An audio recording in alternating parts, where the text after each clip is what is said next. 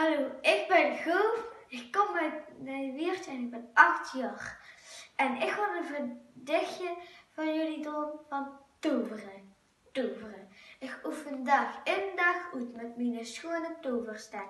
Ik wil alles betoveren, maar het lukt me niet zo dik. Abracadabra, dat roep ik dan. En zwiep mijn stek in het hondje. Ik tover een snuikspakspad voor oma, want die snuikt zich door een hondje. Simsalabim, dat roep ik dan. Mijn toverstek doet het werk. Ik tover een knuffel met oma in de hemel, maar mijn toverstek is niet zo sterk.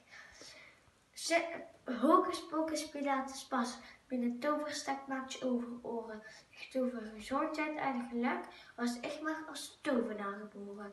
Ik wil echt naar de toverschool, want wie ik ook zwiet en zwijg en al mijn toverspreuken roep, het lukt me nog niet zo 1, 2, 3. Lijsbeth, bedankt voor dit schone gedicht dat ze speciaal voor mij hebt gedaan. Doei doei!